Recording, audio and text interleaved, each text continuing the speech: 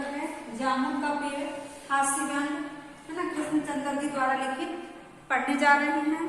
तो इस चैप्टर को पढ़ने से पहले हम आपसे पुनः एक बार फिर से रिवीजन करा देते हैं आपका कि हमने क्या पढ़ा था अब तक के 7 चैप्टर क्या थे, है ना। 7 चैप्टर में देखिए सबसे पहले हमने पढ़े थे नमक का दरोगा, जो कि प्रेमचंद जी द्वारा लिखा गया है। ये क्या थी, एक कहानी। सेकंड चैप्टर हमने पढ़े मियां नासरुद्दीन, ये कृष्णा सोबती के द्वारा लिखा गया था और ये क्या था, ये शब्द चित्र। थर्ड चैप्टर हमने पढ़े अपू के साथ 2.5 साल, ये क्या था, एक संस्मरण सत्यजीत राय के द्वारा लिखा। फोर्थ हमने पढ़े विदाई संभाषण, ये क्या था, ये व्यंग और किसके द्वारा लिखा गया था, बाल मुकुल गुप्त के द्वारा। फिफ्थ चैप्टर हमने पढ़े गलता लोहा, एक कहानी थी और इसके लेखक थे शेखर जोशी, है ना। उसके बाद 6th चैप्टर हमने पढ़े स्पीति में बारिश, ये क्या था, ये यात्रा वृत्तांत कृष्णनाथ जी के द्वारा रचित। अब हम पढ़ने 7th चैप्टर हमने पढ़े रजनी, ये क्या थी, एक पटकथा और किसके द्वारा लिखी थी, मन्नू भंडारी के द्वारा। अब हम अपना जो है चैप्टर नंबर 8 जो है पढ़ने जा रहे हैं, जिसके लेखक है कृष्णचंद्र और इस चैप्टर का नाम है जामुन का पेड़।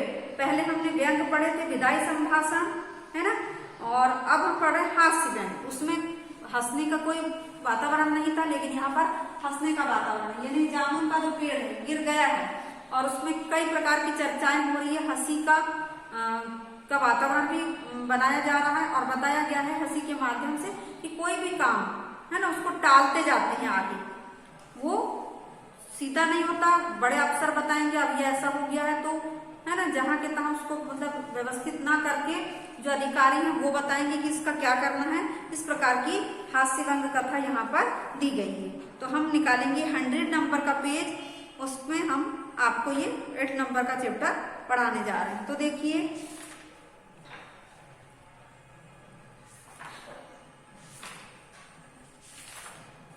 कृष्णचंद्र, जन्म हुआ था इनका कब, 1914। जन्म कब हुआ, 1914, ठीक है। पंजाब के वजीराबाद गांव में, जिला गुजरान कला। प्रमुख रचनाएं एक गिरजा एक खंडक, यूकेलिप्टस की डाली, ये क्या था, एक कहानी संग्रह। शिकस्त, जरगांव की रानी, सड़क वापस जाती है, आसमान रोशन है, एक गधे की आत्मकथा, अन्नदाता, हम वहसी हैं, जब खेत जागे, 52 पत्ते, एक ग्वालियन समंदर के किनारे, कागज की नाव, मेरी यादों के किनारे, क्या है ये उपन्यास। अब इन्हें सम्मान कौन सा मिला है, साहित्य अकादमी, क्या मिला है इन्हें, साहित्य अकादमी सम्मान प्राप्त हुआ, साहित्य अकादमी सम्मान इन्हें प्राप्त हुआ, ठीक है। उसके बाद देखिए और बहुत से पुरस्कार। मृत्यु हुई 1977 में, मृत्यु कब हुई, 1977 में, ठीक है, ये जन्म और ये मृत्यु। अब देखिए प्रेमचंद जी के बाद जिन कहानीकारों ने कहानी विधा को नई ऊंचाइयों तक पहुंचाया, उनमें उर्दू कथाकार कृष्णचंद्र का नाम महत्वपूर्ण है। ये कैसे कहानीकार थे, उर्दू के। और प्रेमचंद जी के बाद अगर नई ऊंचाइयों तक किसी ने कहानी को पहुंचाया तो वो कौन थे, कृष्णचंद्र। क्वेश्चन आ सकता है, इसे अंडरलाइन करेंगे।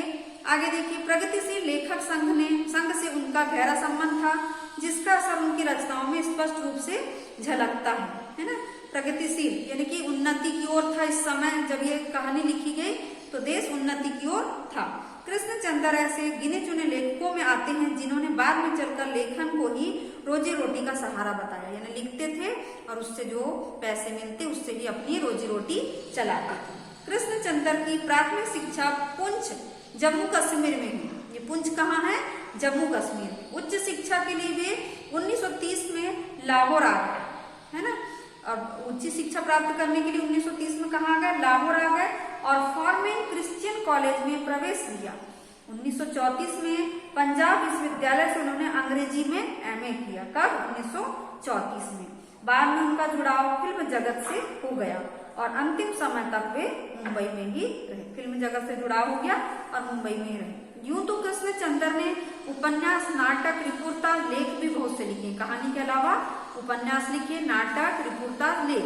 लेकिन उनकी पहचान कहानीकार के रूप में अधिक हुई है ना। कहानी अधिक लिखने के कारण कहानीकार के रूप में हुई है। महालक्ष्मी का पुल, आईने के सामने आदि उनकी मशहूर कहानियां हैं। ये याद रखिएगा, जो डार्क पेन से लिखा है महालक्ष्मी का पुल, आईने के सामने, किसकी कहानियां हैं? कृष्णचंद्र की, है ना। आगे देखिए, उनकी लोकप्रियता इस कारण भी है कि वे काव्यात्मक, रोमांटिक और शैली की विविधता के कारण अलग मुकाम बनाते हैं। कुछ कुछ उन्होंने कविता से संबंधित रचनाएं भी की है, इसलिए अधिक प्रसिद्ध हुए। कृष्णचंद्र उर्दू कथा साहित्य में अनूठी रचनाशीलता के लिए बहुचर्चित रहे हैं। वे प्रगतिशील और यथार्थवादी नजरिए से लिखने वाले साहित्य के पक्षधर थे, यानी कि समाज को उन्नति की ओर बढ़ाने और सच्चाई अपनी कहानियों में वे लिखते थे। अब आगे देखिए, जामुन का पेड़ कृष्णचंद्र की एक प्रसिद्ध हास्य व्यंग कथा है, कहानी है। कैसी है? व्यंग के माध्यम से भी बताया गया, हास्य व्यंग के माध्यम से। हास्य व्यंग के लिए चीजों को अनुपात से ज्यादा फैला फूला कर दिखलाने की परिपाटी पुरानी है और यह कहानी भी उनका अनुपालन करती है, यानी किसी भी चीज को बढ़ा चढ़ा कर बताना। इसलिए यहाँ घटनाएं अतिशयोक्तिपूर्ण और अविश्वसनीय जान पड़े तो कोई हैरत नहीं, यानी कोई भी बात को यहाँ पर इस कहानी में बढ़ा चढ़ा कर कहा गया, इसलिए ये क्या कैसी लगती है? विश्वास करने योग्य नहीं लगती, अविश्वसनीय लगती है। और कोई हैरत हो तो कोई वो नहीं। विश्वसनीयता ऐसी रचनाओं के मूल्यांकन की कसौटी नहीं हो सकती। प्रस्तुत पाठ में हंसते हंसते ही हमारे भीतर बात की समझ पैदा होती है कि कार्यालयी तौर में पाया जाने वाला विस्तार कितना निरर्थक और पदानुक्रम कितना हास्यास्पद, यानी कोई भी ऑफिस में, कार्यालय में कोई काम किया जाता है तो उसको जरा से काम को कैसे कर देते हैं? बढ़ा बढ़ा कर किया जाता है ना। ये हम नहीं बता सकते, बाबू बोलेगा, चपरासी बोलेगा बाबू के पास जाओ, बाबू बोलेगा कि बड़े अधिकारी के पास जाओ, तभी ये काम होगा। तो ऐसी ही कहानी इस पाठ में, इस चैप्टर में दी गई है। बात यहीं तक नहीं रहती, इस व्यवस्था के संवेदन शून्य और अमानवीय होने का विपक्ष हमारे सामने आता है। तो वो किस तरह आता है हम देखेंगे चैप्टर में। तो निकालिए पेज नंबर 102, यानी कि 102 नंबर का पेज आपको निकालना है। अब यहाँ है चैप्टर जामुन का पेड़, हास्य व्यंग, लिख लीजिए पेंसिल से उसके सामने, है ना, लिखेंगे, याद रहेगा अच्छे से। अब देखिए, रात को बड़े जोर का झंकड़ आया, झंकड़ चला, झंकड़ मतलब, झक्कड़ मतलब आंधी। लिखते जाइए मीनिंग, पेंसिल रखेंगे अपने हाथ में। सेक्रेटेरिएट के लॉन में जामुन का एक पेड़ गिर पड़ा। सवेरे को जब माली ने देखा तो उसे पता चला कि पेड़ के नीचे एक आदमी दबा पड़ा है। जामुन का पेड़ गिरा, मतलब नीचे टूटा और उसके नीचे एक आदमी दबा।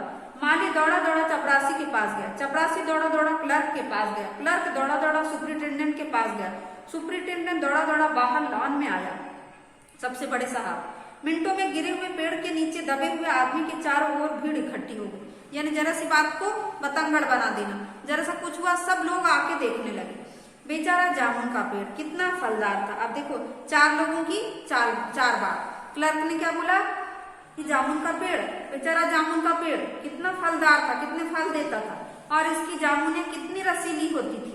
दूसरा क्लर्क याद करते हुए बोला, मैं फलों के मौसम में झोली भर कर ले जाता था, मेरे बच्चे इसकी जामुनें कितनी खुशी से खाते थे।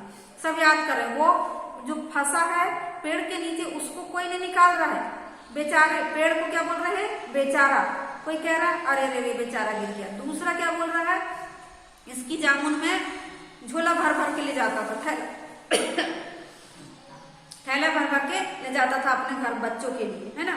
तीसरा क्लर्क लगभग रुआसा होकर बोला, तीसरा जो क्लर्क मतलब बाबू क्या थे, रोए हुए स्वर में बोला, मगर यह आदमी, माली ने दबे हुए आदमी की तरफ इशारा किया, है ना, यह आदमी बोल रहा है वो, हाँ यह आदमी। सुपरिटेंडेंट सोच में पड़ गया, पता नहीं जिंदा है कि मर गया। एक चपरासी ने पूछा, मर गया होगा, इतना भारी पेड़ जिसकी पीठ पर गिरे वह बच कैसे सकता है।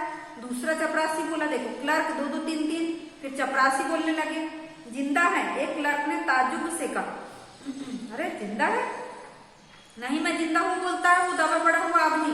दबे हुए आदमी ने बड़ी कठिनता से कराहते हुए कहा, जिंदा है। एक क्लर्क ने ताज्जुब से कहा, कितना मतलब पेड़ गिरा बड़ा और ये जिंदा है ना, पेड़ को हटाकर इसे जल्दी से निकाल लेना चाहिए। माली ने सुझाव दिया, मुश्किल मालूम होता है। एक सुस्त कामचोर और मोटा चपरासी बोला, पेड़ का तना बहुत भारी और वजनी है, क्या मुश्किल है? माली बोला अगर सुपरिटेंडेंट साहब हुक्म दे तो अभी 15-20 माली चपरासी और क्लर्क लगाकर पेड़ के नीचे दबे हुए आदमी को निकाला जा सकता है। माली ठीक कहता है। बहुत से क्लर्क एक साथ बोल पड़े, है ना, लगाओ जोर, हम तैयार हैं। एक साथ बहुत से लोग पेड़ को उठाने को तैयार हो गए। ठहरो, सुपरिटेंडेंट बोला, मैं अंडर सेक्रेटरी से पूछ लूं, यानी उठाना। देखो किसी की जान जा रही है, उनकी कोई परवाह नहीं, लेकिन वो क्या बोल रहा है सुपरिटेंडेंट, मैं सेक्रेटरी से, डिप्टी सेक्रेटरी के पास जाकर पूछ लेता हूँ, है ना। डिप्टी सेक्रेटरी ज्वाइंट सेक्रेटरी के पास गया, ज्वाइंट सेक्रेटरी चीफ सेक्रेटरी के पास गया, चीफ सेक्रेटरी मिनिस्टर के पास गया, मिनिस्टर ने चीफ सेक्रेटरी से कुछ कहा, चीफ सेक्रेटरी ने ज्वाइंट सेक्रेटरी से। इस प्रकार ऐसी बात एक के साथ दूसरी, दूसरे के साथ तीसरी। ज्वाइंट सेक्रेटरी ने डिप्टी, पेज पलट लीजिए, सेक्रेटरी से कहा, डिप्टी सेक्रेटरी ने अंडर सेक्रेटरी से कहा। फाइल चलती रही, इसी में आधा दिन बीत गया और वो बेचारा दबा हुआ है। दोपहर के खाने पर दबे हुए आदमी के चारों ओर बहुत भीड़ हो गई थी। लोग तरह तरह की बातें कर रहे थे। कुछ मनचले क्लर्कों ने तो समस्या को खुद ही सुलझाना चाहा। मनचले मतलब कि जो मतलब हमेशा मनोरंजन में रहते हैं, कहते हैं कि चलो कोई अधिकारी से नहीं पूछना, इसको निकाल देते हैं। वे हुकूमत के फैसले का इंतजार किए बिना पेड़ को अपने आप हटा देने का निश्चय कर रहे थे कि इतने में सुपरिटेंडेंट फाइल लिए भागा भागा आया। बोला, हम लोग खुद इस पेड़ को नहीं हटा सकते। देखो किसी की जान जा रही है, वो पेड़ नहीं हटा सके, ऐसा करके बोला। जबकि वो जो क्लर्क लोग थे मनमौजी वाले, वो हटाने तैयार थे। हम लोग व्यापार विभाग से संबंधित है और यह पेड़ की समस्या है जो कृषि विभाग के अधीन है। मैं इस फाइल को अर्जेंट मार्क करके कृषि विभाग में भेज देता हूँ, वहां से उत्तर आते ही इस पेड़ को हटवा दिया जाएगा। समझ गए आप लोग, है ना।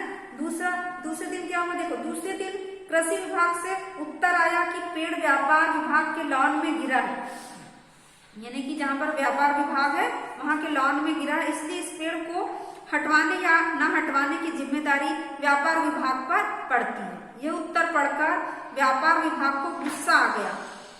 तो क्या हुआ, उन्होंने फौरन लिखा कि पेड़ों को हटवाने या न हटवाने की जिम्मेदारी कृषि विभाग पर लागू होती है, व्यापार विभाग का इससे कोई संबंध नहीं। वो बेचारा मर जाए, इधर फाइल, अधिकारी की अनुमति, यही सब चल रहा है। दूसरे दिन भी फाइल चलती रही। शाम को जवाब आ गया। हम इस मामले को हॉर्टिकल्चर डिपार्टमेंट के हवाले कर देते हैं, यानी कि उद्यान कृषि विभाग के, क्योंकि यह एक फलदार पेड़ का मामला है और एग्रीकल्चर डिपार्टमेंट अनाज और खेतीबाड़ी के मामलों में फैसला करने का हकदार है। एग्रीकल्चर मतलब कृषि से संबंधित, है ना। अब जामुन का पेड़ चूंकि एक फलदार पेड़ है, इसलिए यह पेड़ हॉर्टिकल्चर डिपार्टमेंट के अंतर्गत आता है ना। बोलते हैं, रात को माली ने दबे हुए आदमी को दाल भात खिलाया, वहीं पर, अभी निकाले नहीं है ना। फिर क्या हुआ, जबकि उसके चारों तरफ पुलिस का पहरा था। देख रहे हैं कि कहीं लोग कानून को अपने हाथ में लेकर पेड़ को खुद से हटवाने की कोशिश ना करें। मगर एक पुलिस कांस्टेबल को दया आ गई और उसने माली को दबे हुए आदमी